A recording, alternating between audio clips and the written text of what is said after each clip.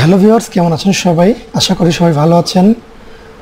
Logo maker M channel থেকে আপনাদের সবাইকে স্বাগতম। লোগো মেকার এম চ্যানেল প্রতিদিন আপনাদের নতুন নতুন ডিজাইন শেয়ার করে থাকে। তারই ধারাবাহিকতায় আজকেও একটি নতুন ডিজাইন শেয়ার করব। আজকের ডিজাইনটি হবে কিভাবে আপনারা একটি রিয়েল এস্টেট কোম্পানির লোগো ক্রিয়েট করবেন এবং অল্প সময় এবং অতি সিম্পলভাবে।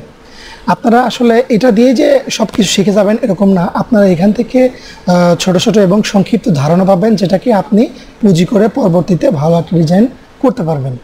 তো এর আগে বলে নেই যে আমার চ্যানেলে যারা সাবস্ক্রাইব করেছেন অনেক ধন্যবাদ তাদেরকে, এবং যারা সাবস্ক্রাইব করেননি তারা এখনই সাবস্ক্রাইব করে দিয়ে আমাদের পাশেই থাকুন।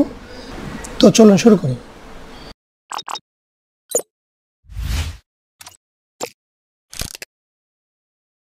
সর্বপ্রথমে আমরা এইখান থেকে এই অপশনটাতে আমরা পলিগন টুলসটি নিয়ে নেব। পলিগন টুলসটি নেবার পরে আমরা এটাকে অল্টার শিফট ধরে এই কর্নার থেকে এইভাবে ঘুরিয়ে দেব। ঘুরিয়ে দেবার পরে আমরা এটাকে ফিল তুলে দিয়ে স্ট্রোক দিব। স্ট্রোক এটা আপনার ইচ্ছা, আপনি যদি বাড়ি ডিজাইনটাকে একটু মোটা করতে চান তাহলে একটু মোটা করে দিবেন, আর যদি একটু পাতলা করতে চান বা তাহলে চিকন করে দিবেন, এটা হচ্ছে আপনার ইচ্ছা। স্মুথ করতে চাইলে তো সেক্ষেত্রে আমি চাচ্ছি যে একটু মোটা হবে না, আপনার চিকনও হবে না। 45 নিলাম। অবজেক্ট এক্সপ্যান্ড, ওকে। এখন এটাকে একটু হালকা এদিকে চওড়া করে দিলাম। করে দেওয়ার পরে এখন এই অপশনটাতে এইভাবে একটা লাইন সেগমেন্ট দিবেন। এই অপশনটাতে নেওয়ার পরে অল সিলেক্ট করবেন, ডিভাইড দিবেন আর গ্রুপ দিয়ে এটাকে ফেলে দেবেন।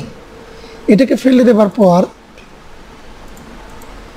ময়লাগুলো আমরা ফেলে দিলাম। আমরা এখন এটাকে হালকা একটু বড় করে দেখি। এখন আমরা এটাকে হালকা একটু বড় করে দেখি। দেখার পরে এটাকে আমরা একটু কপি করলাম। কপি করার পর এটাকে আমরা অল্টার শিফট ধরে ছোট করলাম।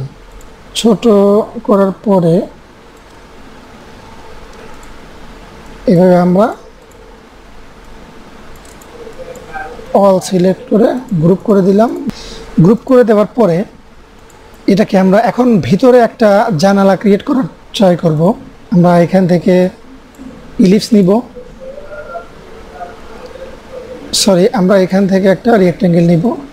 নেবার পরে এটা আমরা লাইন সেগমেন্ট দিয়ে স্ট্রোক দিয়েও করতে পারি। আপনার এখান থেকে আর একটা রেক্ট্যাঙ্গেল আপনার একটা আইডিয়া অনুযায়ী এইভাবে আপনি নিয়েও করতে পারেন। এইভাবে এটাকে অ্যালাইন করে দিচ্ছি। অ্যালাইন করে দিয়ে এটা আমরা মাইনাস ফন্ট দিলাম। মাইনাস ফন্ট দেওয়ার পরে এটা আমাদের ডিজাইনটা হয়ে গেল। এইখানে আমরা প্লেস করব। এখন এটাকে আমরা একটা গ্রুপ করে দিয়ে লোগোটির নাম লিখে দিব। লোগোটির নাম কিন্তু আমি আমার ইচ্ছা অনুযায়ী দিয়েছি, লোগোর নাম না।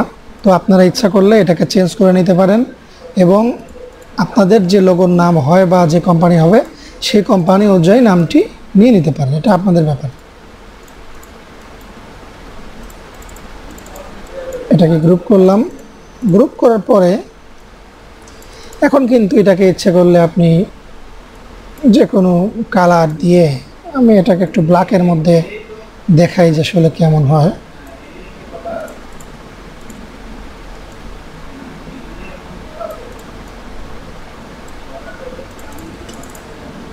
এটাকে এখানে দিলাম। দেওয়ার পরে এটাকে আমরা অ্যালাইন করলাম। অ্যালাইন করার পরে এই ব্ল্যাক যে ব্যাকগ্রাউন্ড আছে এটাকে আমরা সিলেক্ট করলাম। সিলেক্ট করার পর ডান বাটন ক্লিক করে অ্যারেঞ্জে গিয়ে সেন্ড টু ব্যাক দিলাম। তাহলে আমাদের লোগোটা উপরে চলে আসলো। এখন আমরা আমাদের ইচ্ছা অনুযায়ী কালার দিতেই পারি।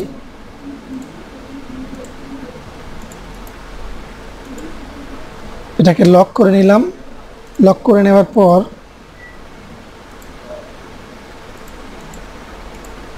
এখন আমরা ইচ্ছে অনুযায়ী কালার দিয়ে দেই।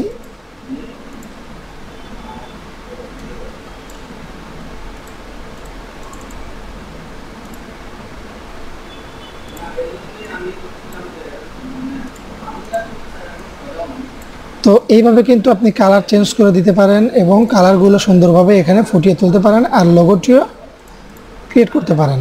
এখানে আপনি ইচ্ছা মতো আপনার যে কোনো কালারগুলো আপনি এখানে দিতে পারেন। আসলে আপনারা এখান থেকে আইডিয়া নিয়ে বিভিন্ন ধরনের বাড়ি ক্রিয়েট করতে পারেন অনেক সিম্পলভাবে। আপনি ইচ্ছা করলে এখানে অন্য একটা কিছু অ্যাড করে দিয়ে বাড়ির যে লুকটা আছে এটাকে আপনি চেঞ্জ করে দিতে পারেন।